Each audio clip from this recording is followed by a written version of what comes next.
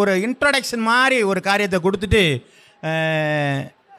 நம்ம வேதத்திற்குள்ளாக போக நான் விரும்புகிறேன். நீங்கள் பார்த்தோம்னா அந்த அப்போஸ்தலர் 19ஆம் அதிகாரம் 14 15 16 வசனங்கள் வரலாம் வாசிச்சிங்கன்னா அங்கே ஒரு சம்பவம் இருக்கிறது. வாசிக்க வேண்டாம், நான் சொல்லிடுறேன். அங்கே யூத மனிதர்கள் சில பேர் என்ன பண்ணியிருக்கிறாங்க, அந்த ஆசாரியர்கள்லாம் என்ன பண்ணியிருக்கிறாங்க, வாசிச்சிருங்களா?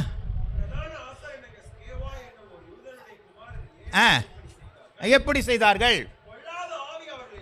இப்போ பாருங்க, அந்த இடத்துல என்ன நடந்துச்சு? பிசாசுகளை துரத்தும்படியாக எல்லாரும் பார்க்குறாங்க. பவுல் கையை வச்சு ஜெபம் பண்ணா என்ன ஆகுதுங்க? கொஞ்சம் பேசலாமா? கையை வச்சு ஜெபம் பண்ணா என்ன பார்த்துங்க? ஆமாம், ஓடுது. இதெல்லாம் பார்த்தோன்னே அவங்களுக்கு ஒரு கொஞ்சம் சந்தோஷம் வந்துருச்சு. அவன் என்ன சொல்கிறான்னு உத்து பார்க்குறாங்க. இயேசுவின் நாமத்தினால போ என்று சொல்லும் பொழுது என்ன பண்ணிடுச்சு? அது ஓடிடுச்சு. இப்போ அதனால இவனுக்கு என்ன ஒரு நம்பிக்கை வந்துருச்சு? ஓ, இதுதான் அந்த மந்திரம் போல இருக்கு. இந்த மந்திரத்தை சொன்னால் ஓடி போயிடும். அப்போனா என்ன மந்திரம்? ஆமாம், இயேசுவின் நாமத்தினால போனால் அது போயிடும் போல இருக்கு. ஓ, இந்த மந்திரம் சொன்னால் போகும் போல இருக்கு. நான் என்ன பண்ணிட்டாங்க, பிசாசிட்ட போய் சொல்ல ஆரம்பித்தான். அது பிசாசு இவங்களோட கொஞ்சம் கில்லாடி. அது என்ன பண்ணிடுச்சுங்க? இல்லை, அவங்க என்ன சொல்லுச்சு அதை மட்டும் சொல்லுங்கள் பார்ப்போம். அதனால தான் நானே சொல்லிடுறேன் பாதை. அது என்ன சொல்லுது? நான் கர்த்தரையும் அறிவேன், தேவனையும் அறிவேன், பவுலையும் அறிவேன். எப்பா, எனக்கு கடவுளையும் எனக்கு தெரியும், என்னை விரட்டக்கூடிய பவுலையும் எனக்கு. நீ யாரு இப்போ தெரியுதுங்களா என்னன்னுட்டு? இப்போ கர்த்தரை தெரியுது, பவுலை தெரியுது, இந்த மனுஷன் யாருன்னு தெரியல. அப்போ கடவுளை தெரியாத ஒரு மனுஷனாக இருந்தால் இவன் யாருடைய பிள்ளையா இருந்திருக்கணும்? பிசாசுடைய பிள்ளையாக தான் இருந்திருக்கணும். அதுக்கே அடையாளம் தெரியலையா? அப்படின்னா என்ன அர்த்தங்க? அப்படின்னா என்ன நினைக்கிறீங்க? ரெண்டும் கட்டானில் நின்றுட்டு இருக்கான்னு அர்த்தம். இங்கேயும் தெரியல, அங்கேயும் தெரியல, நட்ட நாடாத்தில் நின்றுட்டு என்ன பண்ணியிருக்கிறாங்க? இந்த மந்திரம் சொன்னால் போவுங்கிற அந்த நினைப்போடு அவன் இருந்தபடினாலே அவனுடைய வாழ்க்கையில் என்ன நடத்துங்க? எல்லாத்தையும் கழட்டிட்டு விரட்டி விட்டுருச்சு. ஆமே.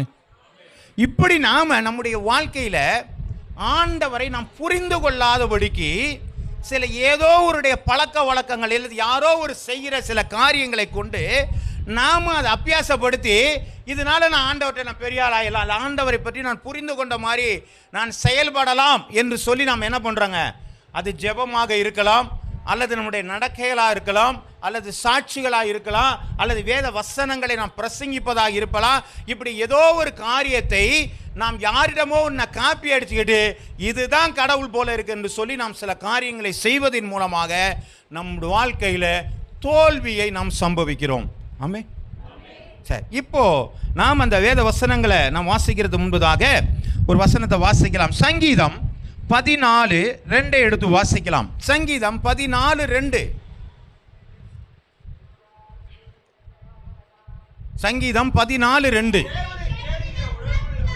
தேவனை தேடுகிற உணர்வுள்ளவன் உண்டோ என்று பார்க்க கர்த்தர் பரலோகத்திலிருந்து மனுபுத்திரரை கண்ணோக்கினார் அப்படின்னு பார்க்குறாங்க. இப்போ ஆண்டவர் என்ன பண்ணுறாரு? தேவனை தேடுகிற உணர்வுள்ளவன் என்றோ என்று கர்த்தர் என்ன பண்ணாருங்க? பரலோகத்தில் இருந்து அப்ப மேலேருந்து பார்க்கிறாரு. தேவனை தேடுறவன் யாராவது இருக்கிறாங்களான்னு சொல்லி பரலோகத்திலிருந்து கீழே பார்க்கிறாரு. இப்ப என்னத்தை பார்த்தார் அவர் என்று சொன்னால் என்ன இருக்குதுங்க? அங்க எல்லோரும் வழி விலகி ஏகமாய் கெட்டு போனால் இதை தான் அவர் பார்க்கிறார். இப்ப ஒரே ஒரு காரியம், இந்த உணர்வு அப்படிங்கிற காரியம் அது என்ன அப்படிங்கிறத புரிந்து கொள்வது ஆங்கில வேதாகமத்தில் ஒன்று சொல்லப்பட்டிருக்கிறது. The Lord looks down from heaven on the children's of man to see if there are any who understand, who seek after God. Understand சொல்லியிருக்குது. அப்படின்னா என்னங்க? புரிந்து கொண்டிருக்கிறோமா? ஹல்லேலூயா, ஹல்லேலூயா. தேவனை நாம் புரிந்து கொண்டிருக்கிறோமா? எல்லாரும் புரிந்திருக்கிறோமா? எல்லோரும் தேவனை நாம் புரிந்து கொண்டிருக்கிறோமா? சொல்லுங்க. ஒன்று புரிந்து கொண்டிருக்கிறோம் அல்லது புரிந்து கொள்ளவில்லை. இது ஏதோ ஒன்று தானே வரணும். Yes or no. எதில் என்ன தான் தெரியும்? ஒன்றுமே சொல்ல. இப்படி ஒன்றுமே இல்லைன்னு சொன்னால் நான் எங்கே நிற்கிறேன்னு எனக்கு என்ன தெரியுதுங்க? ஓ, இப்போ இங்கேயும் இல்லை அங்கேயும் இல்லை போல இருக்குதான். நான் என்ன செய்ய முடியுங்க? ஒரு முடிவுக்கு வர முடியும். இப்போ திரும்பி நான் கேட்குறேன், நீங்கள் புரிந்திருக்கிறீர்களா, புரிந்து கொள்ளவில்லையா? புரிந்து கொண்டு இருக்கிறோம். சரி, புரிந்து கொண்டிருந்தால் எப்படி புரிந்து கொண்டிருப்போம்னு பார்க்கலாம். சோத்திரம், கர்த்தருக்கு நாம மகிமை உண்டாவதாக. இதே வார்த்தையை தான் சங்கீதம் 53:2 இதே வார்த்தை தான் சொல்லப்பட்டிருக்கு. வாசிக்க வேண்டாம், இந்த நம்ம வாசித்த அதே பகுதியை தான் 53:2 சொல்லப்பட்டிருக்கிறது. இப்போ வேத வசனம் இன்னொன்றை நான் சொல்ல விரும்புகிறேன். ரோமர் எழுதின புஸ்தகம் 3வது அதிகாரம் 10-11 வசனங்கள். அந்தப்படியே நீதிமான் ஒருவனாகிலும் இல்லை, உணர்வுள்ளன் இல்லை, தேவனை தேடுகிறவன் இல்லை. சரி, பழைய ஏற்பாட்டில் தான் தேவனை தேடுறவன் இல்லைன்னு சொன்னாங்க. புதிய ஏற்பாட்டிலையும் பார்த்துட்டு என்ன சொல்றாங்க? உணர்வு இல்லை, தேவனை தேடுகிற அந்த உணர்வே இல்லைங்க. அப்ப என்னதான் நடக்குது அப்படின்னு சொன்னா, ஆண்டவரை ஆப்ஷனா வச்சிருக்கிறாங்க. சொல்ற புரியுங்களா? வேணுங்கும் பொழுது என்ன பண்ணுவாங்க? வேணுங்கும் போது ஃபுல் ஆஃப் த பிளாங்க்ஸ் மாதிரி கொண்டு வந்து வச்சுக்கிறது. அதுக்கப்புறம் ஆண்டவரை நீங்க அங்கேயே இருங்க. இதனால தான் நம்முடைய வாழ்க்கையில ஆசீர்வாத குறைவுகள் உண்டாயிருக்கிறது. தாவீது சொல்கிறான், நான் கர்த்தரை எக்காலத்திலும் நான் என்ன செய்வேங்க? ஆமா, அவர் துதி என் நாவில இருக்கும். அவன் வாழ்க்கையில ஒண்ணுமே அவனை பண்ண முடியலங்க. ஆண்டவர் சொன்ன இருதயத்திற்கு ஏற்றவனாய் கண்டேன் என்று சொல்கிறார். அப்ப அது ஒரு தொடர்பு இருக்க வேண்டும் என்கிற காரியம். அப்ப ஆண்டவரை நான் புரிந்து கொள்ள வேண்டுமானால், ஆண்டவரை நான் அறிந்து கொள்ள வேண்டுமானால், எனக்கு சில காரியங்கள் என் வாழ்க்கையில நடந்து கொண்டிருக்க வேண்டும். அப்ப ஏன் இந்த உணர்வு இல்லை, ஏன் இந்த தேவனை நாம தெரிஞ்சுக்கணும் அப்படின்னு பார்த்தோம்னா, ஒரு காரியத்தை நான் சொல்ல விரும்புகிறேன். 1 தீமோத்தேயு எழுதின புஸ்தகம் 1வது அதிகாரம் 12வது வசனம். 1 தீமோத்தேயு 1வது அதிகாரம் 12வது வசனம். 2 தீமோத்தேயு 1வது அதிகாரம் 12வது வசனம். அதனிமித்தம் நான் இந்த பாடுகளை அனுபவிக்கிறேன், ஆயினும் நான் வெட்கப்படுகிறதில்லை.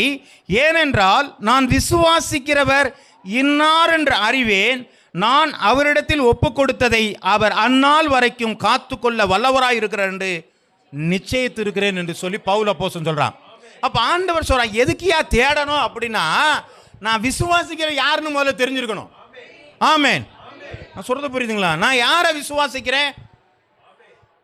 அப்ப அவரை புரிஞ்சிருக்கணுமா வேணாமாங்க? ஒரு கணவன் மனைவி திருமணமானது, திருமணம் ஆடும் பொழுது கொஞ்ச காலங்கள் புரியாம இருக்கலாம். ஆனால் கொஞ்ச கால பிற்பாடு கணவனுடைய எல்லா காரியங்களையும் மனைவி அறிந்திருக்கிறாள், மனைவியினுடைய எல்லா கேரக்டரையும் கணவன் அறிந்திருக்கிறார். அவங்களுக்குள்ள ஒரு மியூச்சுவல் அண்டர்ஸ்டாண்டிங் இருப்பதினாலே அவர்கள் திருமண வாழ்க்கை சுகமாக போய் கொண்டிருக்கிறது. ஆமென். ஒத்துக்கிறீங்களா?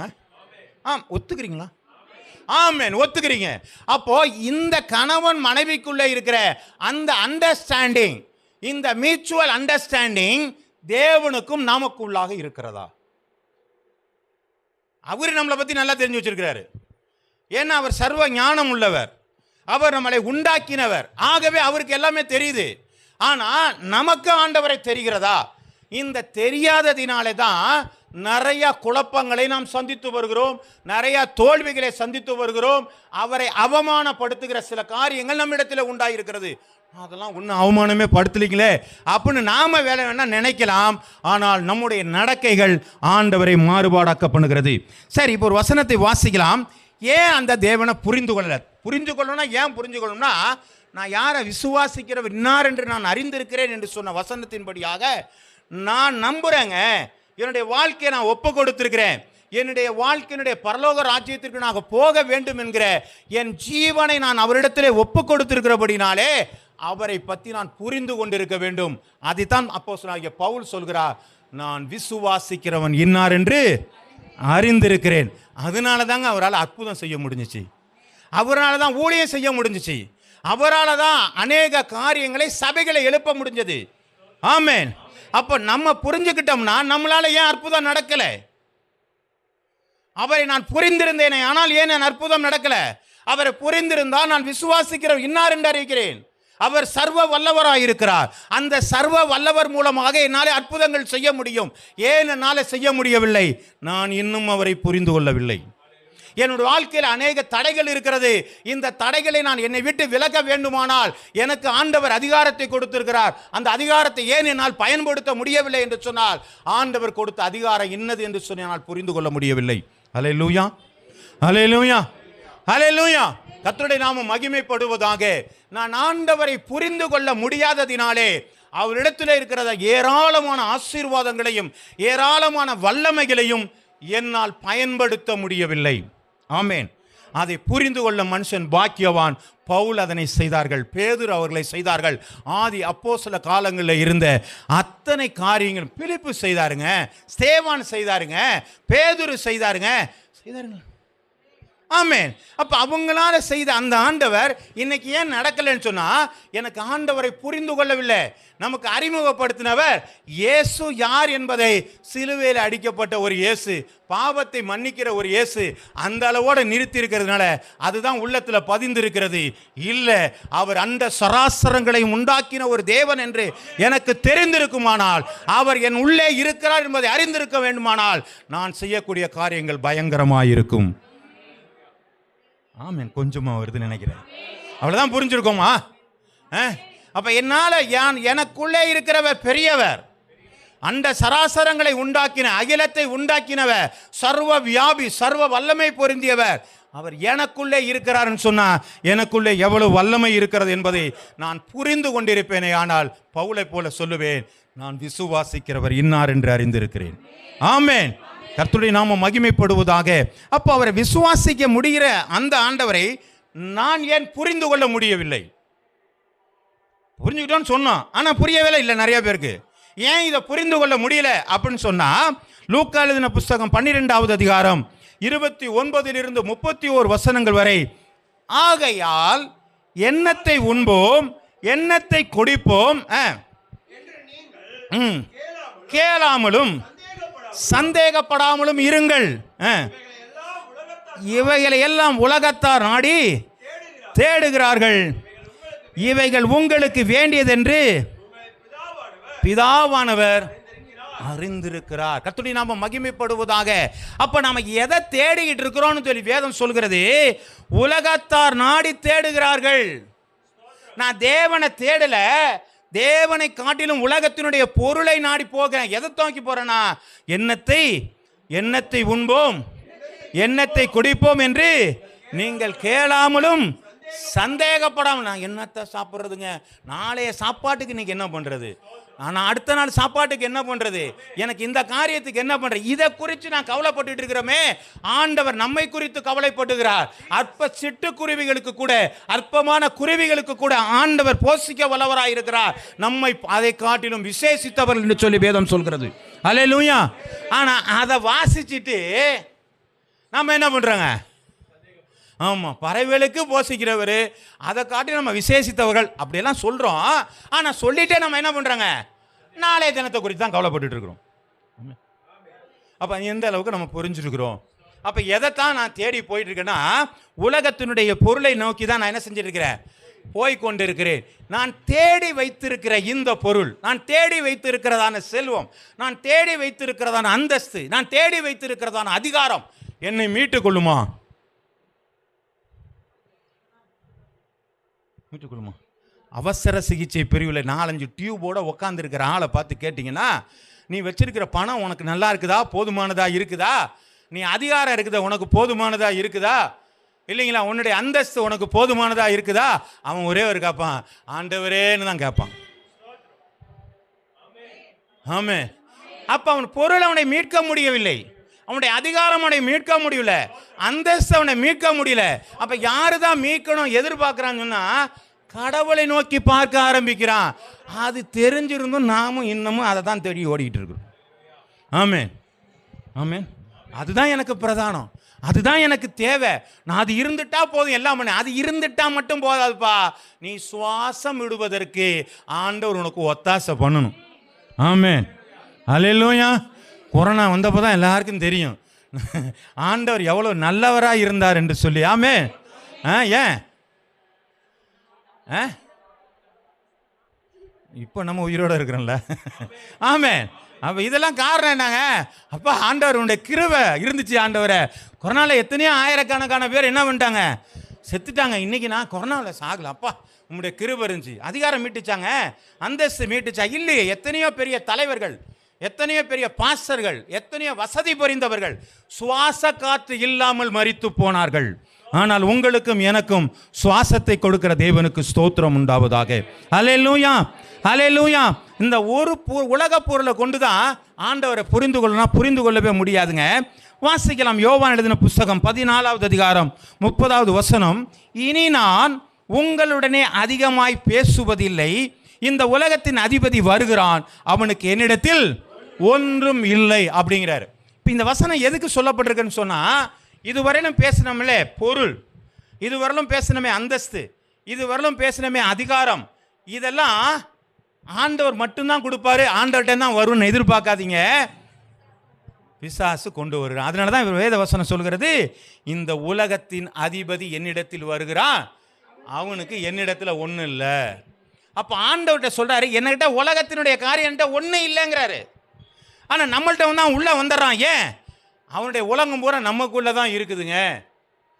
அப்போ உலகத்தின் அதிபதி, இன்னைக்கு நாம் நினைக்கிறோம், எனக்கு ஒரு நல்ல வீடு கிடச்சிருச்சு, எனக்கு ஒரு நல்ல காரு கிடச்சிருச்சு, நல்ல வேலை கிடச்சிருச்சு, நல்ல வசதி வாய்ப்பான சூழ்நிலை இருக்குது, எனக்கு எந்த விதத்திலும் கவலை இல்லை அப்படின்னு நாங்கள் சொல்லிட்டு இதை எனக்கு கர்த்தர் ஆசீர்வதித்தார் என்று சொன்னால் கொஞ்சம் யோசியுங்கள், பிசாசும் உங்களுக்கு நன்மை செய்ய முடியும். ஆமே, இது நன்மையாங்க? ஆமாம். என்ன நன்மை? உன்னை எப்படியாவது ஆண்டவர்கிட்ட விட்டு வேலைக்கு போகணும். ஏன்? எல்லாம் தான் கிடச்சிருச்சுல, வீடு கிடச்சிருச்சு, வாசல் கிடச்சிருச்சு, காரு கிடச்சிருச்சு, சுகமான வாழ்வு கிடச்சிருச்சு, எல்லா விதத்திலும் ஒன்றும் தேவையில்லை. அது ஏன்பா சர்ச்சுக்கு போகலாம், 1008 வேலை இருக்குது, நிம்மதியாக தூங்கணுமா, எந்திரிச்சோமா, அடுத்த நாள் காலையில் வேலைக்கு போனோமா, போவோம் ஐயா, இது எதுக்கியா? புரியுதுங்களா? அப்போ நன்மையை கொடுத்து என்ன செய்கிறான் உங்களை? பிசாசானவன் தேவனை விட்டு விலகவும் பண்ணி கொண்டு இருக்கிறான். அதனால தான் வேதம் சொல்கிறது, கர்த்தருடைய ஆசீர்வாதமே ஐஸ்வர்யத்தை தரும், அதனோடு கூட வேதனையை கூட்டார். கர்த்தர் கொடுக்கிற ஆசீர்வாதம் உங்களுக்கு ஐஸ்வர்யத்தை கொடுக்கிற மாட்டார், அதில் வேதனை இருக்காது. ஆமென், ஆமென். சத்தம் கொஞ்சமாக வருதுங்க, புரிஞ்சுக்கிட்டீங்களா? புரியலையா? நான் சொல்றது புரியுதுங்களா? உங்களுக்கு கிடைக்கிற நன்மை ஆண்டவர் மட்டும் கொடுக்கவில்லை, பிசாசும் உங்களுக்கு கொடுத்து அளவில்லாம ஆசீர்வாதங்கள், அளவில்லாம ஆசீர்வாதம் வேற எதாவது ஆசீர்வாதம் கொடுக்க முடியாது. உலகத்தினுடைய பொருளை தான் கொடுக்க முடியும், பணத்தை தான் கொடுக்க முடியும், ஆஸ்தியை தான் கொடுக்க முடியும், அந்தஸ்து தான் கொடுக்க முடியும். இதை கொடுத்து தேவனை விட்டு நம்மளை விளக்கும்படியான சூழ்நிலையை உருவாக்கி கொண்டு இருக்கிறான். ஆமென். அதனால இந்த பொருள் நம்மளை ஒன்றும் பண்ணாதுங்க. அப்போ எதை நாம் தேட வேண்டும், இதை தான் நம்ம பார்த்துக்கிட்டு இருக்கிறோம். வாசிக்கலாம். யோவான் எழுதின புஸ்தகம் 5வது அதிகாரம் 39வது வசனம். வேத வாக்கியங்களை நீங்கள் ஆராய்ந்து பாருங்கள், அதனால் உங்களுக்கு நித்திய ஜீவன் உண்டே, என்னை குறித்து சாட்சி கொடுக்கிறவைகளும். அப்ப தேவனை தேடணும்னா என்ன பண்ணணுமா? வேத வாசிங்க, வேத வாக்கியங்களை ஆராய்ந்து பாருங்கள், அவைகளால் உங்களுக்கு நித்திய ஜீவன் உண்டே, என்னை குறித்து சாட்சி கொடுக்கிறவங்களும் அவைகளே. இந்த வேத வசனத்தை இயேசு கிறிஸ்து சொல்கிறார். அப்ப நான் வேதத்தை ஆராய்ந்து பார்த்திருக்கிறேனா? வேதத்தை வாசித்திருக்கிறோம், ஆராய்ந்து பார்த்திருக்கோம். அது எப்படிங்க ஆராய்ச்சி பண்றது? ஒரு வசனம் சொல்லுது, இந்த வசனம் சொல்கிற ஆராய்ந்து பாருங்கள் சொல்லியிருக்குது, நான் எப்படி ஆண்டவரே இதை ஆராய்ந்து பார்க்கறது, எப்படி ஆண்டவரே இதை புரிந்து கொள்கிறது? அதனால தான் ஆண்டவருடைய வேத வசனம் சொல்கிறது, கர்த்தாவே உன் வேதத்தை காணும்படிக்கு என் கண்களை திறந்தருளும். முதல்ல அது வேணும். நம்ம வாசிக்கிறவன கண்ணு திறந்து வாசிக்கணும். ஏதோ குருட்டாம் போக்கில் நம்ம வாசிச்சுட்டு போகிற எந்த பிரயோஜனமும் கிடையாது. நான் வேதத்தை நாங்கள் வாசிக்கிறேங்க, நல்லா ஜெபம் பண்ணுவேங்க. வேதத்தை கேளாதனுடைய ஜெபம் கர்த்தருடைய பார்வையில் அருவருப்பானது. இந்த வேதத்தை நீங்கள் தொடாமல் நீங்கள் எங்கேயுமே போக முடியாதுங்க.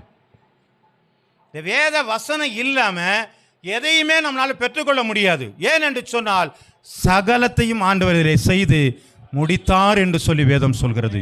அல்லேலூயா, அல்லேலூயா. உலகமும் அதன் நிறைவும் கர்த்தருடையது. இது நிறைவாக ஆண்டவர் கொடுத்துருக்காருங்க. அந்த பட்டணத்தார் மனோவாஞ்சையாய் காரியங்கள் இப்படியாய் இருக்கிறது என்று தினந்தோறும் வேதத்தை ஆராய்ந்து பார்த்தபடினால் என்ன பண்ணாங்க? தெசலோனிக்கேர் பட்டணத்தை காட்டிலும் நற்குணசாலிகளாக இருந்தார்கள். அப்போ வேதத்தை வாசிக்க வாசிக்க வாசிக்க அவங்களுடைய வாழ்க்கையில் மாற்றங்கள் உண்டாய் கொண்டு இருக்கிறது. நாம் வந்தப்போ எப்படி இருந்தோமோ இல்லை அப்படியே இருக்கிறோமா, மாறி இருக்கிறோமா? நீங்கள் இங்கே சொல்லலாம், எல்லாம் ஆமேன்னு சொல்லலாம். அது உங்கள் உள்ளத்தில் பேசி பாருங்க. அப்படியே தான் இருப்போமா, இல்லை மாறி இருக்கனா? விசுவாசத்தில் மாறி இருக்கனா? ஆண்டோடைய வரங்களில் மாறி இருக்கனா? ஆண்டவர் சொன்ன கட்டளைகளில் மாறி இருக்கனா? இப்படியெல்லாம் நினச்சி பாருங்க. இல்லை நான் அப்படியே இருந்தேன்னு சொன்னால், நான் வேத வசனம் எனக்கு இன்னும் உள்ளே போகலை, நான் வேதத்தை ஆராய்ந்து பார்க்கல, நான் வேதத்தை பற்றி கவலைப்படலை, இது ஏதோ சரித்திர புஸ்தகம், இயேசுனுடைய வாழ்க்கை வரலாறு தான் இருக்குது, யாரோ யாருக்கோ லெட்டர் எழுதி வச்சிருக்கிறாங்க, இப்படி பார்க்குற ஒரு காரியம் அல்ல. இதில் இருக்கிற எல்லாமே வேதத்தில் சொல்கிறது. ஆவியானவர் சபைக்கு சொல்கிறதை காதுள்ளவன் கேட்க கடவன். அப்போ நம்ம இதெல்லாம் கேட்டு பார்த்து தான் நம்ம என்ன செய்யணுங்க, வரணும். கர்த்தருடைய நாம மகிமைப்படுவதாக. மத்தேயு எழுதின புஸ்தகம் 4வது அதிகாரம் 4வது வசனத்தை வாசிக்கலாம். அவர் பிரதியுத்தரமாக, மனுஷன் அப்பத்தினாலே மாத்திரமல்ல, தேவனுடைய வாயிலிருந்து புறப்படுகிற ஒவ்வொரு வார்த்தையினாலும் பிழைப்பான் என்று எழுதியிருக்கிறதே என்றான். அப்ப மனுஷன் அப்பத்தினால மட்டும்தான் பிழைப்பானா? இல்ல, தேவ வாயிலிருந்து புறப்படுகிற ஒவ்வொரு வார்த்தையினாலும் பிழைப்பான். ஆமென். நம்பலாமாங்க?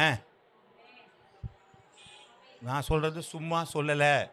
இன்னைக்கு ஆமேன்னு சொன்னால் வெளியில் வேணால் நம்ம எல்லாருக்கும் மெச்சும்படியாக வேணால் நம்ம சொல்லலாம்.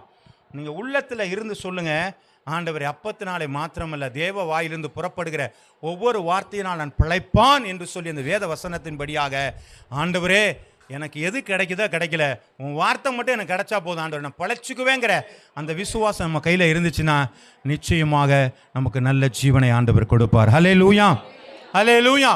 சார், இப்போது இந்த காரியங்களில் இதுக்கெல்லாம் நம்ம புரிந்து கொள்ளணுமா? ஏன் புரிந்து கொள்ளணும்? எதற்காக புரிந்து கொள்ளணும்? அல்ல பணம் இருக்கிறதுனால நமக்கு புரிந்து கொள்ளாத வாழ்க்கை இருக்கிறது, வழி விலகிறதற்கான காரியம் இருக்கிறது. அப்போ எப்படி தாங்க ஆண்டவரை நான் புரிந்து கொள்ள முடியும்? ஆமே, நான் சொல்ல புரியுதுங்களா? நான் எப்படி அவரை புரிந்து கொள்ளலாம்? இந்த கேள்வி நமக்குள்ளே வரணும். நீங்கள் புரிஞ்சுக்கொள்ளுங்க, புரிஞ்சுக்கொள்ளுங்க, புரிஞ்சுக்கொள்ளுங்க. எப்படி தாங்க புரிஞ்சுக்கிறது? எங்களுக்கு எல்லாம் சொல்லி கொடுத்துருக்காங்க, இயேசுநாதர் எப்படின்னு எல்லாம் சொல்லி கொடுத்துருக்காங்க.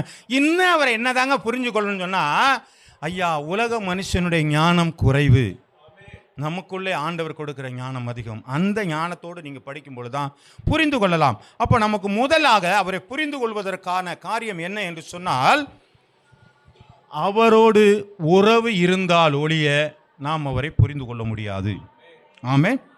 ஒரு கணவனும் மனைவியும் அவர்களுக்கு திருமணம் ஆனதுக்கு அப்புறமேல தான் அவங்களுடைய சாப்பாட்டு காரியங்கள், வெளியில் போகிற காரியங்கள், பேசுகிற காரியங்கள், சிந்திக்கிற காரியங்கள், குடும்பத்தினுடைய காரியங்கள், இதெல்லாம் ஒருத்தர் ஒருத்தர் பேசும்பொழுது தான் ஒருத்தர் குணத்தை நம்மளால் என்ன செய்ய முடியுங்க, புரிந்து கொள்ள முடியும்.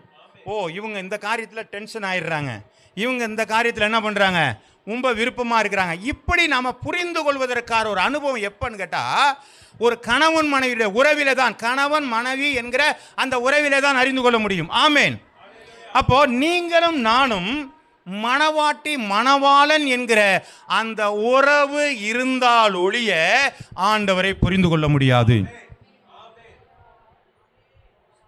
ஆமென், ஆமென். அப்போ அந்த உறவு நம்மள்ட்ட இருக்குதா? ஆண்டவர் என்னுடைய மணவாளன், அவருக்கு நம்ம வீட்டுக்காரருக்கு சாம்பார்னா பிடிக்காதுங்க, அவருக்கு எப்போ பார்த்தாலும் ஏதாவது ஒரு வாசனையான ஒரு குழம்பு இருந்தால் தான் அவருக்கு பிடிக்கும், இதெல்லாம் அவர் விரும்ப மாட்டாருங்க அப்படிங்கிற உணர்வு எப்படி மணவாட்டிக்கு தெரியுதோ, அதே போல் என் மணவளாகிய ஆண்டவருக்கு இது பிடிக்காது என்பதை நான் தெரிந்திருந்தேனே, ஆனால் எங்களுடைய உறவு சரியாக இருக்கும். ஆமென், ஆமென். அப்போ அந்த உறவு பலப்பட வேண்டுமானால் என்ன பண்ணணும்? எனக்கும் அவருக்கும் என்ன இருக்கணுங்க, ஒரு டைப் இருக்கணும், ஒரு உறவு இருக்கணும். அந்த உறவு எது என்று சொன்னால், இப்போ வாசிங்க 1 பேதுரு 3வது அதிகாரம் 21வது வசனம். இதற்கு ஒப்பனையான ஞானஸ்தானமானது மாமிச அழுக்கை நீக்குகிறதா இராமல் தேவனை பற்றும் நல் மனசாட்சியின் உடன்படிக்கையாயிருந்து இப்பொழுது நன்மையும் இயேசு கிறிஸ்துவின் உயிர்த்தெழுதினால் ரட்சிக்கிறது என்று சொல்லி வேதம் சொல்கிறது. அப்போ என்ன சொல்கிறது? நல்ல ஒரு உடன்படிக்கை. எப்படி திருமணம் என்கிறது ஒரு கணவன் மனைவிக்குள்ளான ஒரு உடன்படிக்கையோ, அதே போல ஞான ஸ்நானம் என்கிறது மணவாளனாகிய இயேசு கிறிஸ்துவுக்கும் மணவாட்டியாகிய நமக்கும் ஒரு உறவை உண்டாக்கி கொண்டிருக்கிறது. அல்லேலூயா. இந்த உறவுல பிரேக் டவுன் ஆனிச்சுன்னா நம்ம எதுவுமே நமக்குள்ள நடக்கவே நடக்காது. இது இடையில பிரேக் டவுன் ஆகிப்போச்சு, தொடர்பற்ற நிலை. அந்த மணவாளனோடு எனக்கு தொடர்பற்ற நிலை இருந்தால் நான் மணவாளன்ட்ட இருக்கிற ஆசீர்வாதத்தை என்னால் பெற்றுக்கொள்ள முடியாது. ஆமென். அப்ப என்ன பண்ணணுங்க? என்ன பண்ணணுங்க? தொடர்பு இருக்கணும். தொடர்புனா எப்படி? தொடர்புனா எப்படிங்க? ஆதியாகமம் புஸ்தகம் 39வது அதிகாரம் 9வது வசனம். இந்த வீட்டிலே என்னிலும் பெரியவன் இல்லை, நீ அவருடைய மனைவியாய் இருந்தபடியால் உன்னை தவிர வேறொன்றையும் அவர் எனக்கு விலைக்கு வைக்கவில்லை. இப்படி இருக்க நான் இத்தனை பெரிய பொல்லாம்புக்கு உடன்பட்டு தேவனுக்கு விரோதமாய் பாவம் செய்வது எப்படி? யாருங்க இவரு? யோசேப்பு. அப்போ இந்த போத்திபாருடைய மனைவி தன்னுடைய ஆசைக்கு இணங்க வேண்டும் என்கிற ஒரு விருப்பத்தோடு இருக்கும் பொழுது அங்க யாருமே இல்லை. ஆனா அவன் சொல்றான், இத்தனை பெரிய பொல்லாங்குக்கு உடன்பட்டு தேவனுக்கு நான் விரோதமாய் இருப்பது எப்படி? யாரும் பார்க்கலனாலும் பரவாயில்லையா, என் தேவன் பார்த்துக்கிட்டு இருக்கிறாரு, நான் எப்படியா இந்த பெரிய தப்பை பண்ண முடியும்னு அந்த யோசேப்பு சொன்னான். பார்த்தீங்களா? அதனால தான் வாழ்க்கையில் உயர்ந்து இருந்திருந்தான். இன்னைக்கு நம்ம யாரும் பார்க்கலனா எந்த ஒரு காரியத்தையும் செய்வதற்கு நாம் தயங்காத ஒரு நிலை இருக்கிறது. யாரும் பார்க்கலங்க, அதனால ஒன்றும் பிரச்சனை இல்லை. அப்போ அந்த உடன்படிக்கை, அந்த பேண்டேஜ், அந்த ஒரு நமக்குள்ளே இருக்கிற அந்த உறவை பற்றி கவலைப்படலைங்க. ஆனால் நாம் என்ன செய்கிறாங்க? அந்த காரியத்தை செய்து விடுகிறவர்களாக இருக்கிறோம். கர்த்தருடைய நாமம் மகிமைப்படுவதாக. யாரும் பார்க்கலைன்னா கூட நம்முடைய வாழ்க்கையில் சில இச்சைகளுக்குள்ளாக நாம் போகிறது நமக்குள்ள இயல்பான ஒரு காரியமாக இருக்கிறது. இதுதான் அந்த உடன்படிக்கையை மீறுதலான காரியம். அப்போ என்னுடைய மணவாளன் என்னை பார்க்கல, என்னோடு கூட இல்லை, யாருக்குமே தெரியாது, இருந்தால் பரவாயில்லையா, என் மணவாட்டியினுடைய கண்கள் பூமி எங்கும் உலாவி கொண்டிருக்கிறவன் என்னை பார்ப்பார் என்கிற ஒரு எண்ணம் இருந்துச்சுன்னா நான் ஒரு நாள் தப்பு பண்ண மாட்டேங்க. ஆமே ஆமே. அப்போ அதான் சொல்கிறேன், 8:30 மணிக்கு சர்ச்சுன்னு சொன்னால் ஏன் காலதாமதமாக வரும்? மணவாளன் வந்து முன்னாடி உட்காந்துருக்கிறாரு, அவர் 8:15 வந்து உட்காந்துருக்கிறாரு, என் பிள்ளைங்கெல்லாம் வரப்போகுதுன்னு அந்த பிள்ளைகளை ஆசீர்வதிக்கணும் முன்னாடி வந்து உட்காந்துருக்கிறாரு. நான் காலதாமதமாய் வந்தால் நான் என்ன பண்ணேன்? எனக்கும் அவருக்கான உறவு ஏதோ தகராறுன்னு அர்த்தம். ஆமே. அப்புறம் எப்படி அவர்கிட்ட இருந்து இதை வாங்கிக்க முடியும்? நான் அவருடைய கனவீனப்படுத்துகிறேன், அவரை நான் உதாசீனப்படுத்துகிறேன். என்னுடைய மணவாளனை உதாசீனப்படுத்தி என்னுடைய ஆராதனையில் நான் ஆசீர்வாதத்தை எப்படி சுதந்திரித்துக் கொள்ள முடியும்? எல்லாரும் ஆராதனைக்கு கையை உயர்த்தி ஆராதிக்கும் பொழுது நான் வாயை திறந்து நான் ஏன் ஆண்டவரை ஆராதிக்க முடியல? என் மணவாளனை ஏன் ஆராதிக்க முடியல? இன்னைக்கு சினிமா பாட்டை சத்தமாக பாடுறாங்க, ஆனால் தேவனை ஆராதிக்கும் பொழுது என் ஆண்டவரே நீ நல்லவர் என்று சொல்லி நாம் ஏன் அந்த பாடல் தெரியலனாலும் வரல, ஊனாது என்ன பண்ணியிருக்கலாங்க? சில பாட்டே வரலனாலும் என்ன பண்ணுவாங்க? அப்படியே ஊன்ட்டு ஏதாவது இழுத்துட்டு போயிடுவாங்க, அது யாரும் கேட்க மாட்டாங்க. இருந்தாலும் அவர் என்ன பண்ணுவாங்க? அவனுக்கு ஒரு திருப்தி, அந்த பாட்டை பாடுற மாதிரி நினச்சிக்குவான். அதே மாதிரி நமக்கு பாட்டு தெரியணும் அவசியம் இல்லைங்க. என் பிள்ளை வாய் திறக்க தான் பார்த்துட்டு இருக்கிறாரு, என் பிள்ளை ஆராதிக்கு தான் பார்த்துட்டு இருக்கிறாரு, என் வாயை திறந்து என் பிள்ளைக்கு துதி சொல்லுதான் பார்த்துட்டு இருக்கிறாரு. நீங்கள் இங்கேயே மௌனமாக இருந்தால் வேதம் சொல்கிறது, மரித்தவர்களும் மௌனத்தில் இறங்குறவனும் கர்த்தரை துதியார்கள். ஆமே. இவங்க தான்ப்பா என்னை துதிக்க மாட்டாங்க, பாக்கி எல்லாரும் துதிப்பாங்க. அப்போது என்னால் துதிக்க முடியல, என்னால் பாட முடியல, என்னால் ஆராதிக்க முடியல, என்னால் நேரத்துக்கு வர முடியல, என்னால் மற்ற ஜெபங்களில் கலந்து கொள்ள முடியலன்னு சொன்னா எனக்கும் ஆண்டவருடைய உறவிலும் ஏதோ ஒரு பிரேக் டவுன் இருக்குதுங்க. இந்த கேப்பை வச்சுக்கிட்டு நான் ஆண்டவர்கிட்ட எதையாவது ஒன்று கேட்குறேன்னு சொன்னால் நான் ஒன்றும் பெற்றுக்கொள்ள முடியாது. ஆமே. கணவன் மனைவி சண்டை நடந்துகிட்டு இருக்கும்போது எதையாவது போய் மனைவி போய் எனக்கு எதாவது கொடுக்குறீங்களான்னு கேட்டால் என்ன சொல்லுவேன்? ஒரு சல்லு புல்லுன்னு ஒரு என்ன பண்ணுவேங்க, ஒரு வந்துமா நாதாம்மா உனக்கு தான் வேலை இல்லை, கோபமாக பேசுகிறோம். ஏங்க நமக்கு உனக்கும் எனக்கு இப்போ என்ன பண்ணியிருக்க, ஒரு சண்டை இருந்துகிட்டு இருக்கு, இப்போ போய் அதை கூட இதை கூட எப்படி கேட்பேன்? இப்போ இந்த உலக வாழ்க்கையில் இந்த லட்சணத்தில் இருக்கும்போது நான் ஆண்டவர்கிட்ட போயிட்டு எதாவது பெற்றுக்கொள்வோம் என்று சொல்லி நாம் நினைப்போமானால் நம்ம எங்கேயோ நம்ம என்ன பண்ணியிருக்கிறோங்க, புரிந்து கொள்ளாத நிலை இருக்கிறது. என் தேவனை புரிந்து கொள்ளவில்லை, என் மணவாளனை புரிந்து கொள்ளலை. போய் கேட்டுடுறாங்க, மணவாட்டியை போய் கேட்குறோம், அவங்க மாமனார்கிட்ட போய் மாமியார்கிட்ட போய் கேட்குறோம், உங்கள் வீட்டுக்கு உங்கள் பிள்ளைக்கு என்னென்னங்க பிடிக்கும்? ஏன் நான் எதையாவது ஆக்கி போட்டினா அது என்ன பண்ணிடுறேன், அவரை சமாதானப்படுத்தி நான் என்னுடைய வாழ்க்கையில் சந்தோஷமாக இருக்கணுமேங்க, அவருக்கு என்ன பிடிக்கும்? இதெல்லாம் கேட்டு வச்சுருக்கிறோமே. நம்ம ஆண்டவருக்கு பிடிக்கிற காரியங்களை நாம் தெரிந்து வைத்திருக்கிறோமா? எதெல்லாம் பிடிக்கவில்லை என்பதை தெரிந்திருக்கிறோமா? எல்லாத்தையும் ஆண்டவர் இதெல்லாம் சொல்லி வச்சிருக்கிறார். ஆமென். ஆதியிலே வார்த்தை இருந்தது, அந்த வார்த்தை தேவனிடத்தில் இருந்தது, அது தேவனாகவே இருந்தது. அப்போ அவர் தாங்க இது. இந்த வேத வசனத்தை வாசித்தாதான் அவர் இன்னார் என்பதை நான் என்னால் என்ன செய்ய முடியுங்க? அறிந்து கொள்ள முடியும்.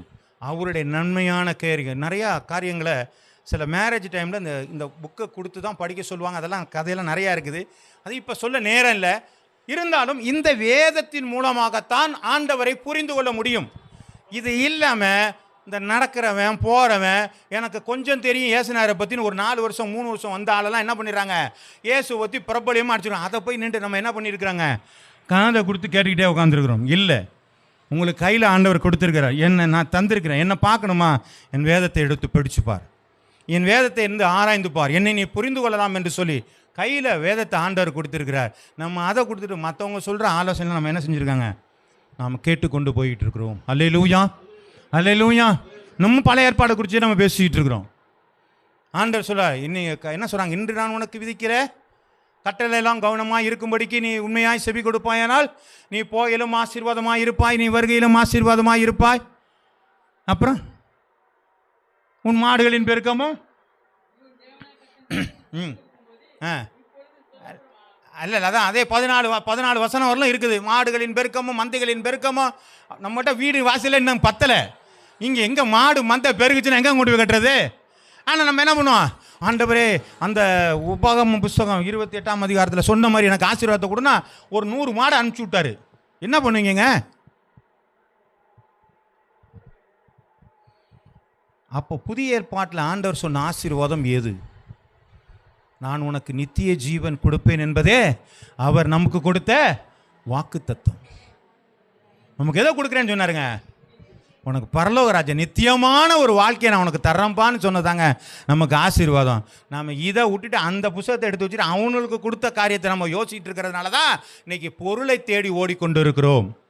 இந்த புதிய ஏற்பாட்டில் தேவன் எதை சொல்லுகிறார், இயேசு கிறிஸ்து எதை சொல்லுகிறார் என்பதை புரிந்திருப்போமானால் நாம் நித்திய ஜீவனை குறித்து நாம் என்ன பண்ணியிருப்போங்க?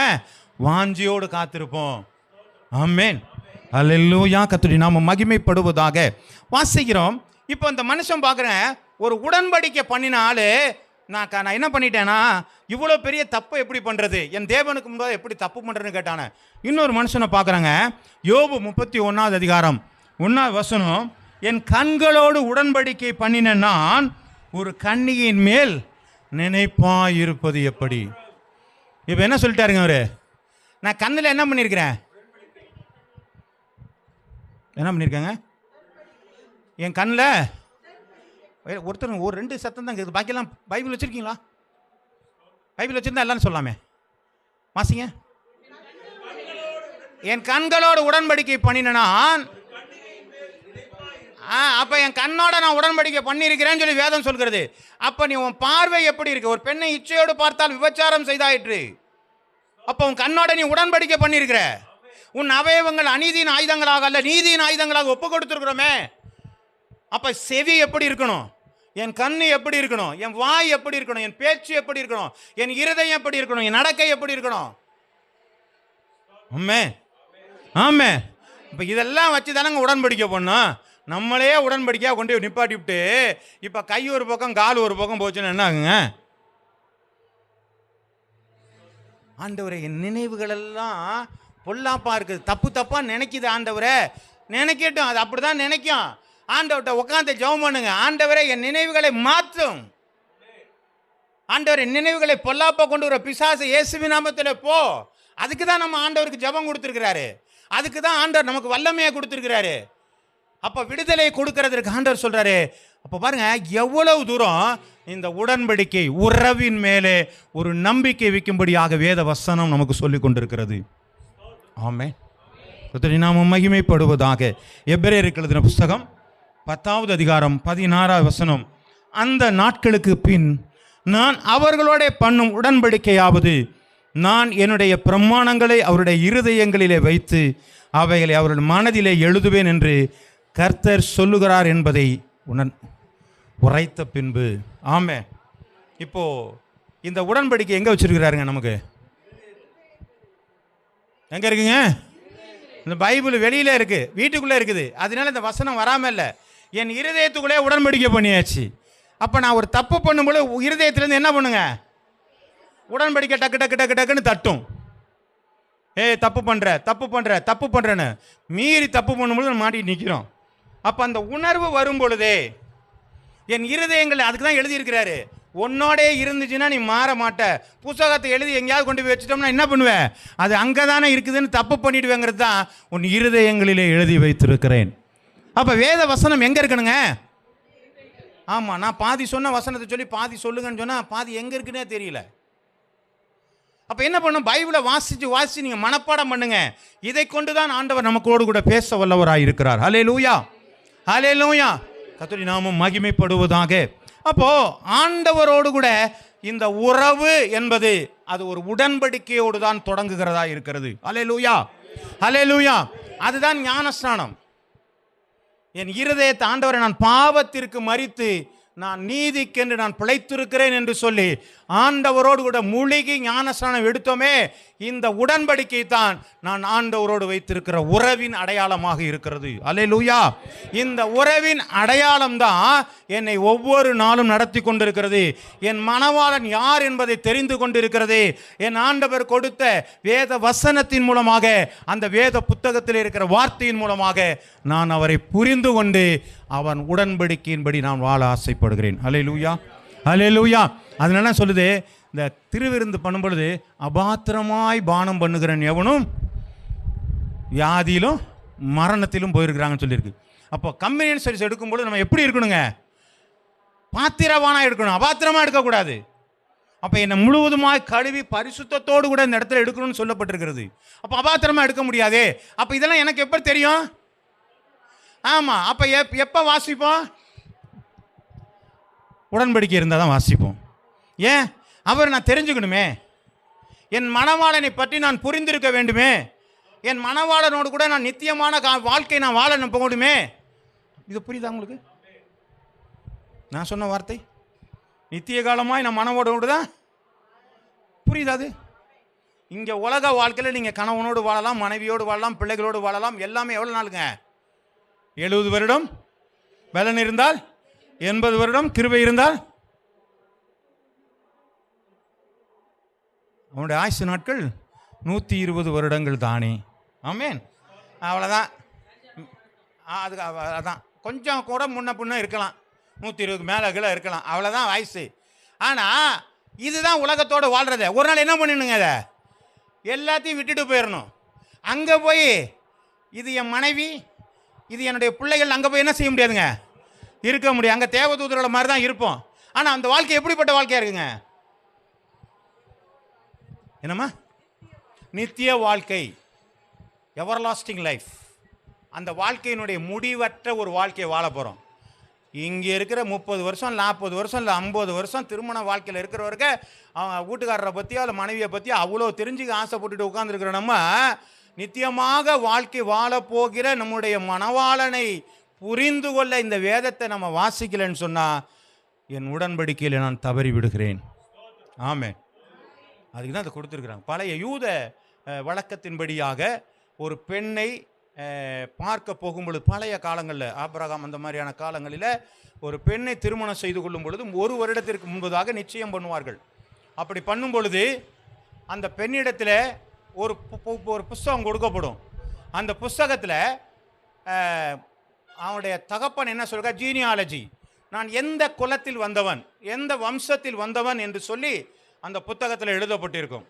2வது ஒரு காரியம், அவனுடைய தாய் என் பிள்ளைக்கு எதெல்லாம் பிடித்திருக்கிறது என்பதை அவர்கள் எழுதி கொடுத்திருப்பார்கள்.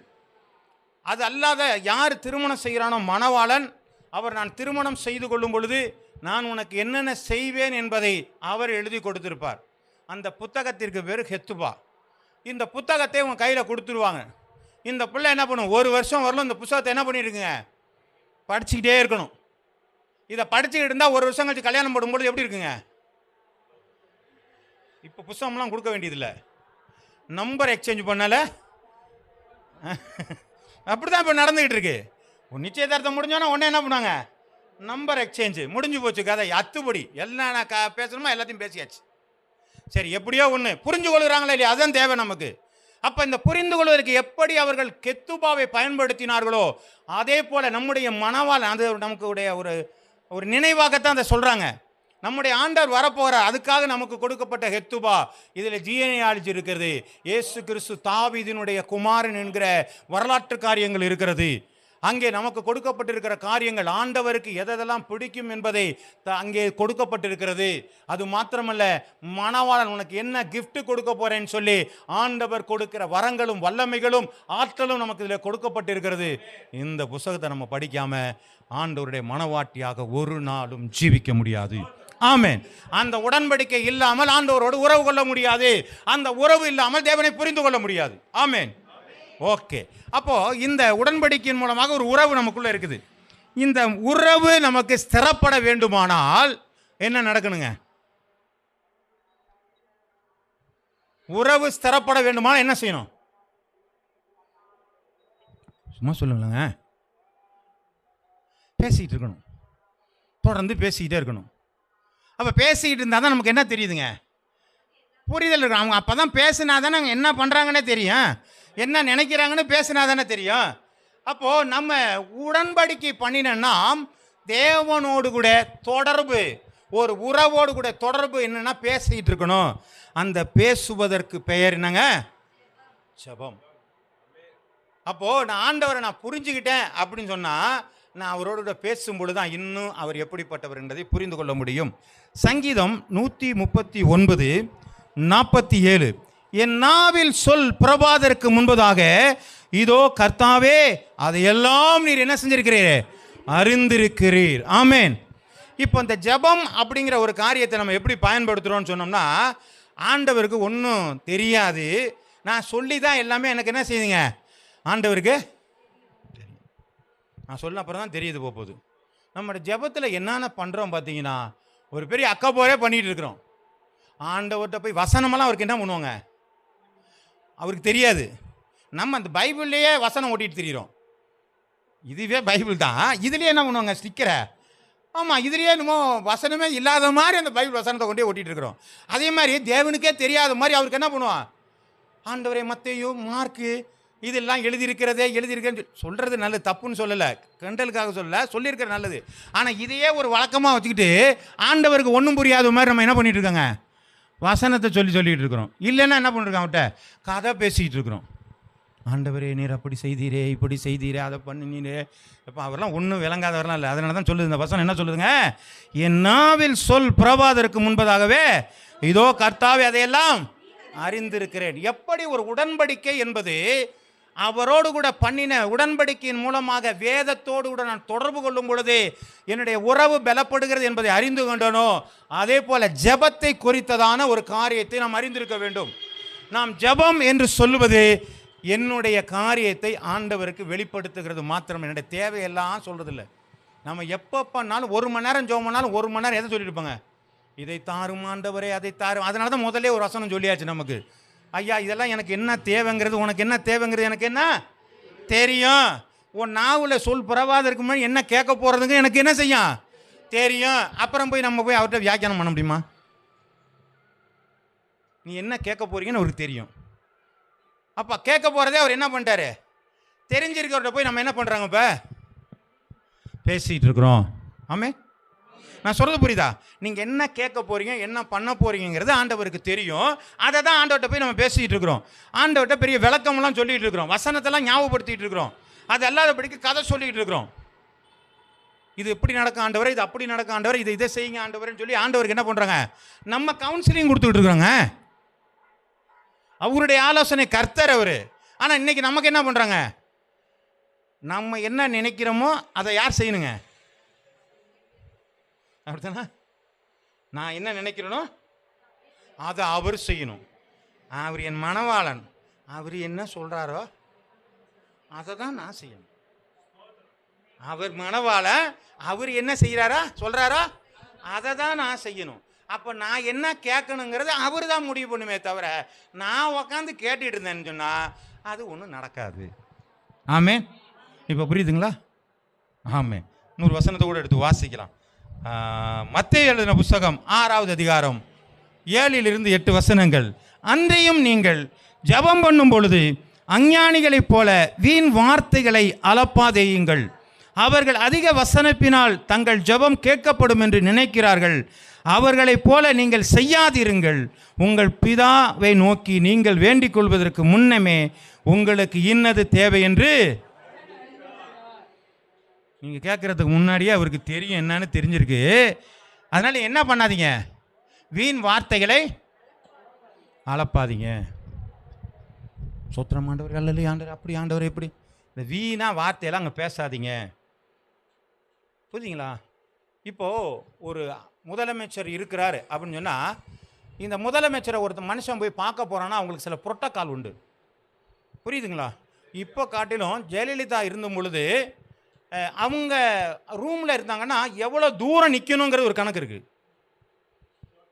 அவங்க உள்ளே போய் பார்க்கும்போது இங்கே சொல்லி கொடுத்துருவாங்க, நீ இவ்வளோ டிஸ்டன்ஸில் தான்ப்பா போய் நிற்கணும், கையை நீட்டி பேசக்கூடாது, மூஞ்சியை பார்த்து பேசக்கூடாது, இப்படி நிறையா காரியங்கள் என்ன செய்வாங்க, புரோட்டோக்கால் பண்ணுவாங்க. இதெல்லாம் பண்ணாதேங்க, ஏன்னா அவங்க ஹானரபுளான ஆள், ஒரு மதிக்கக்கூடிய ஒரு மனிதராக இருக்கிறார், ஆகவே நீ இப்படித்தான் இருக்கணும்னு சொல்கிறாங்க.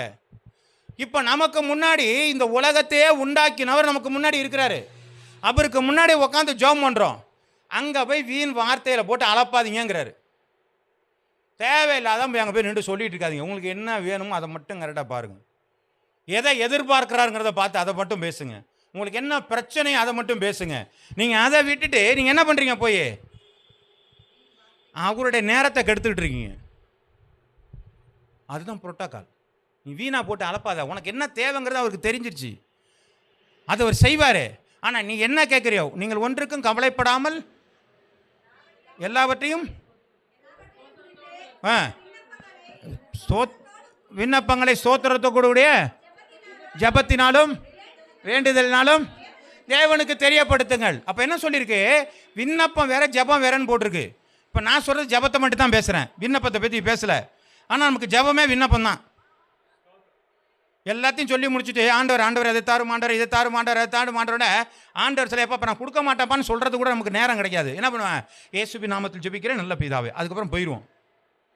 இது என்ன சொன்னால், இதை நான் சொன்னதை அவனுக்கு செய்கிறேன்னு சொன்னேனா, செய்யலேன்னு சொன்னேனா, இல்லை நாளைக்கு செய்கிறேன்னு சொன்னேனா, எதையாவது கேட்டானா, ஒன்றும் கேட்காமல் போயிட்டு இருக்கானே ஆண்டவர் என்ன பாருங்க, நினைப்பாரா நினைக்க மாட்டாருங்களாங்க, நினைப்பார். இப்போ வேதம் சொல்கிற 91:15 சொல்கிறது, அவர்கள் என்னை நோக்கி கூப்பிடுவார்கள், நான் அவர்களுக்கு மறுஉத்தரவு அருளச் செய்து ஆபத்தில் நானே அவனோடு இருந்தவனை தப்புவித்து அவனை கனப்படுத்துவேன், நீடித்த நாட்களாய் திருப்தியாக்கி அவன் ரட்சிப்பே அவனுக்கு. ஆமாம், அது அடுத்த வசனம் 16வது வசனம். இந்த 15வது வசனம் என்ன சொல்லுது, அவன் என்னை நோக்கி கூப்பிடா நான் மறு உத்தரவு கொடுப்பேங்கிறாரு.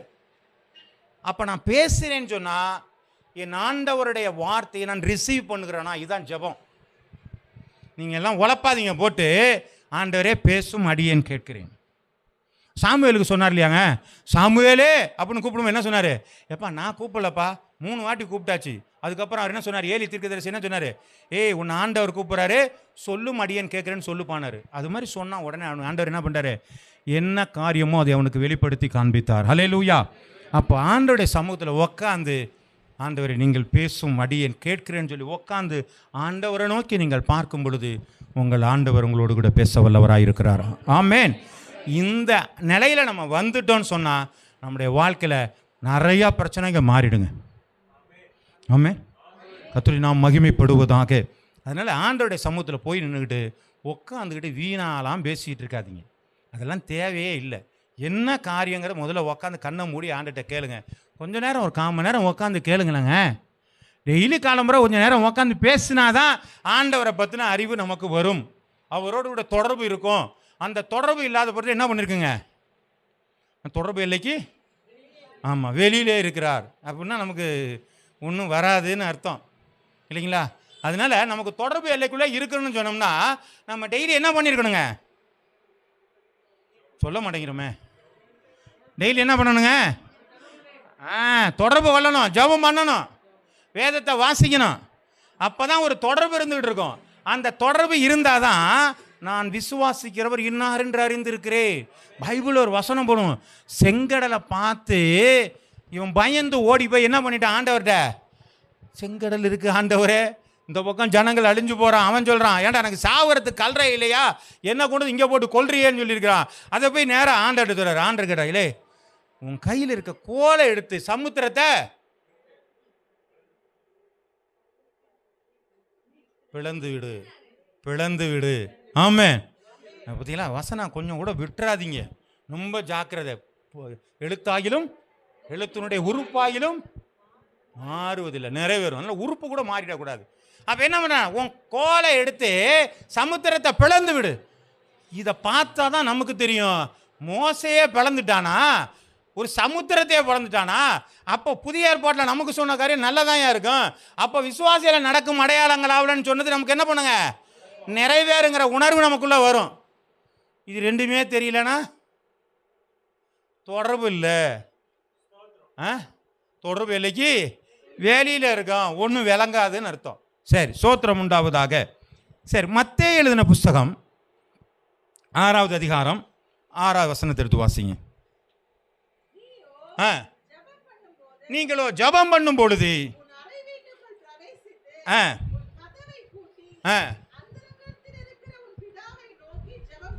இப்போ என்ன சொல்றாருங்க அவரு?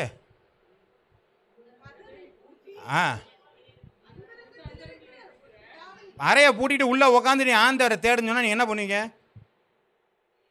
சுற்றி ஆள் இல்லை, உங்கள் மேஜிக்கெல்லாம் காட்ட முடியாது. சொல்கிறது புரியுதுங்களா? தேவையில்லாமல் உழப்புறதெல்லாம் கேட்க முடியாது. மற்றவங்க பார்க்குறாங்களான்னு சொல்லிட்டு நிறையா வசனங்கள்லாம் சொன்னால், யோ இவர் ஜபம் சூப்பராக பண்ணுறாரு, அந்த சூப்பர் ஜபம்லாம் அங்கே படிக்காது. நீ தனியாக உக்காந்து என்ன பண்ண போகிறாங்க, இப்போ புலம்ப ஆரம்பிச்சிருவோம். ஆமே, அந்த தனிமை தான் ஆண்டவருக்கு தேவையாக இருக்குது. அந்த தனிமையுடைய தொடர்பு தான் ஆண்டவருக்கும் நமக்கும் நல்ல ஒரு இன்டிமேட்டை நமக்கு கொண்டு வருகிறதா இருக்கிறது. கர்த்தருடைய நாமம் மகிமைப்படுவதாக.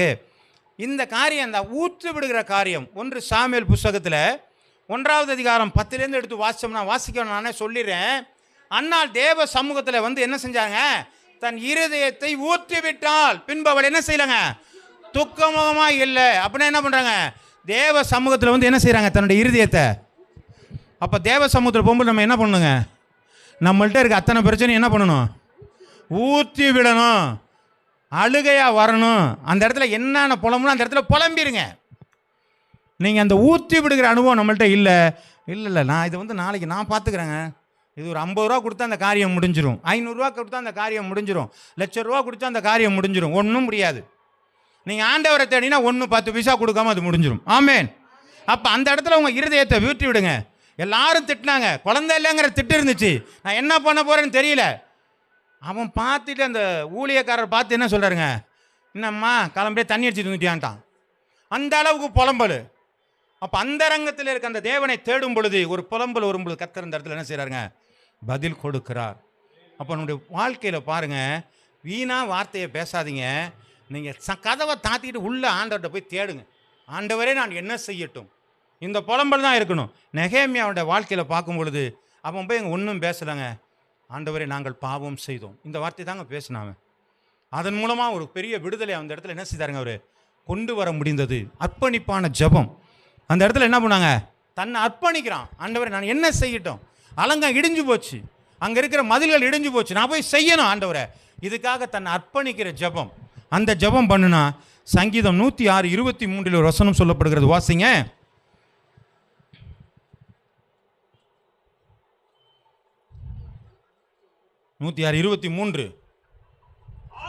ஆகையால்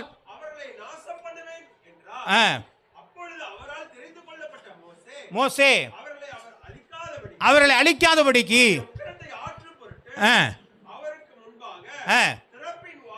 திறப்பின் வாயிலே நின்றான்ங்கிறாங்க. அப்போ நம்ம என்ன பண்ணுங்க, ஜபத்தில் எப்படி இருக்கணுங்க, திறப்பில் நிற்கணும். ஆண்டவர் சொல்ல, என் மணவாளனுக்கு ஒரு விருப்பம் என்னன்னு கேட்டால், ஒருவரும் கெட்டு போகிறது அவருக்கு சித்தம் இல்லை, எல்லா ஜனங்களும் ரட்சிப்படைவோம், தேவனை அறிகிற அறிவை அடைவோம், அவர் சித்தம் உள்ளவர்கள். இதான் என் ஆண்டவனுக்கு என் மணவாளுக்கு பிடிச்சிருக்கு.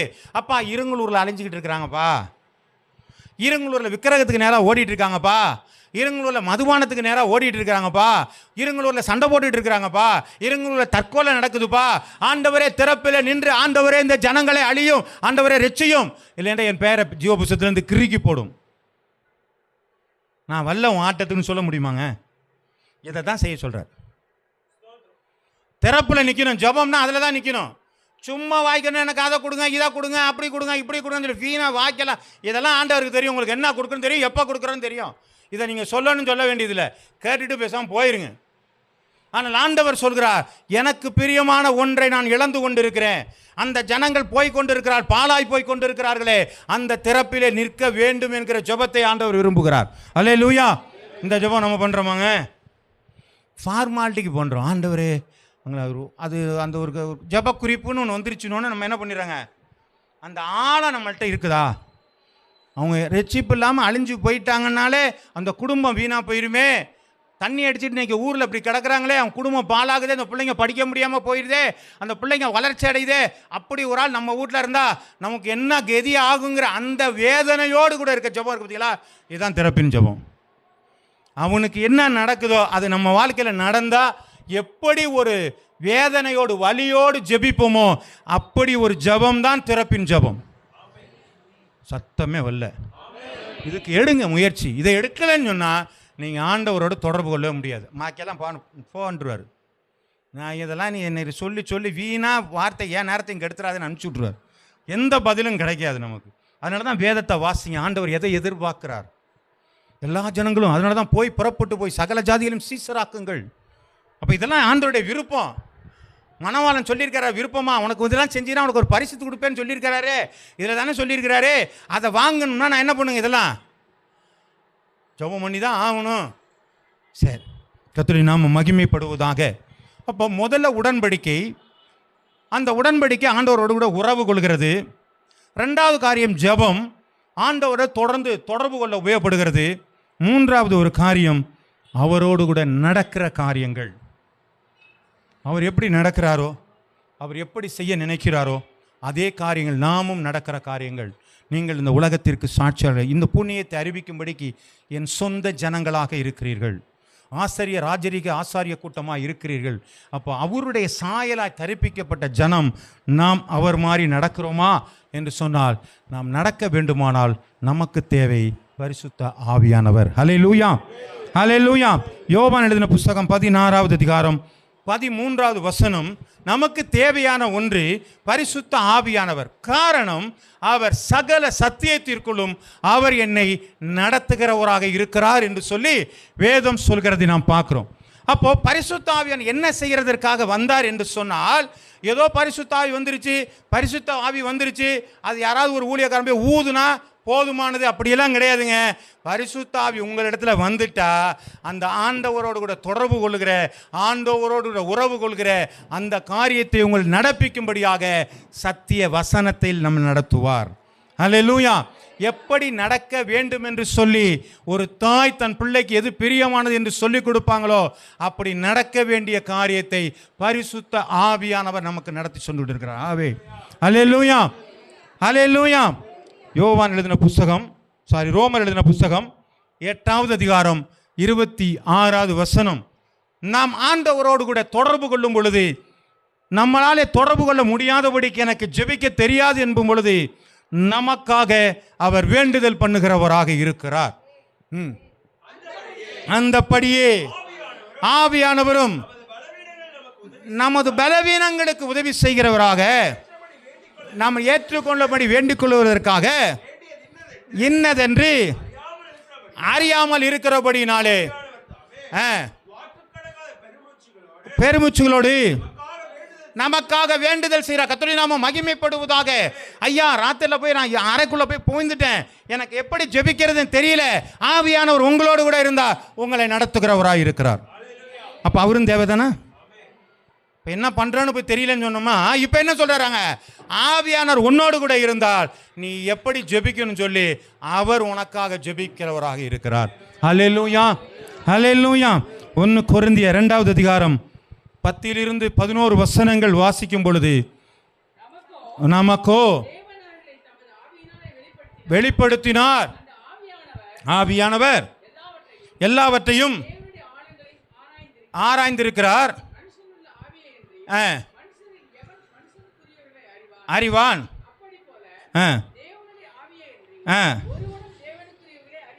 தேவனுக்குரிய அறிய மாட்டான். அப்ப தேவனுக்குரியவைகளை நான் அறிந்து கொள்ள வேண்டுமானால், தேவனுடைய உறவிலாகட்டும், தேவனுடையத்தில் இருக்கிறதான தொடர்பாகட்டும், எல்லாவற்றையும் நாம் அறிந்து கொள்ள வேண்டுமானால் எனக்கு வெளிப்படுத்துகிறவர் ஒருத்தர் இருக்க வேண்டுமே. அந்த வெளிப்படுத்துகிறவர் பரிசுத்த ஆவியானவராக இருக்கிறார். ஆமென். அப்ப பரிசுத்த ஆவியானவர் இல்லைன்னாலும் நமக்கு என்ன செய்யாதுங்க, கதை நடக்காது. வாசிக்கலாம் வெளிப்படுத்தல் 14:13.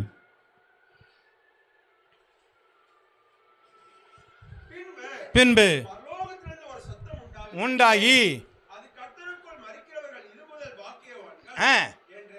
என்று எழுதி விட்டொழிந்து இளைப்பார்வர்கள் கிரிகள் அவரோடு கூட போகும். அப்ப என்ன பண்றாங்க, அங்க ஆவியானவர் வெளிப்படுத்தினவர் என்ன பண்ணாரு, வெளிப்படுத்தல. அங்க வந்து இவங்கெல்லாம் சொன்னதெல்லாம் சரியான்னு சொன்னா அங்க ஆமேன்னு சொல்லி நமக்கு சாட்சி கொடுக்கிறவராக இருக்கிறார். அப்ப நமக்கு பரிசுத்த ஆவியானவர் தேவையா இல்லையாங்க? என்னென்ன நமக்கு தேவை ஆண்டவரை புரிஞ்சுக்கணும்னா,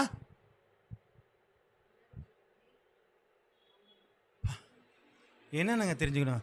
இதுக்கு தாங்க எழுதணும்னு, அது இதுக்கு தான் எழுதணும்னு சொன்னது.